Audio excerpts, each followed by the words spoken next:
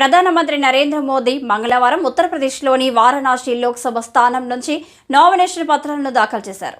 Nomination పత్రాల దాఖలు కంటే ముందు గంగామాత పూజలు నిర్వహించారు. నామినేషన్ పత్రాల దాఖలు కార్యక్రమానికి ఎన్డీఏ పార్టీల అధినేతలకు ప్రత్యేక ఆహ్వానాలు అందడంతో టీడీపీ అధ్యక్షుడు నారా చంద్రబాబు నాయుడు మంగళవారం ఉదయం వారణాసి వెళ్లారు. అలాగే జనసేన పార్టీ అధినేత పవన్ కళ్యాణ్ పాల్గొన్నారు.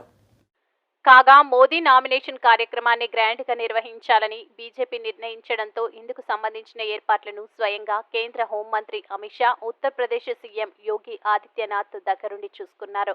వారణాసిలో నామినేషన్ సందర్భంగా ప్రధాని మోదీ 6 కిలోమీటర్ల మేర భారీ రోడ్ షో నిర్వహించారు. ప్రధాని స్వాగతం పలుకుతూ 100 చోట్ల స్వాగత తోరణాలను ఏర్పాటు చేశారు. మోదీపై దారి పొడవునా పూల వర్షం కురిపించారు. ఇక కాషాయ రంగు దుస్తులను ధరించిన మహిళలు రోడ్డుకు ఇరువైపులా స్వాగతం పలికారు. వారణాసి అంతటా పట్టణ ప్రజలు రెట్టింపు ఉత్సాహంతో రోడ్ షోలో పాల్గొన్నారు. రోడ్ షోలో ప్రధాని వెంట యూపీ సీఎం యోగి ఆదిత్యనాథ్ ఉన్నారు. అనంతరం ప్రజలను ఉద్దేశించి ఏర్పాటు చేసిన బహిరంగ సభలో ప్రధానమంత్రి నరేంద్ర మోడీ ప్రసంగించారు.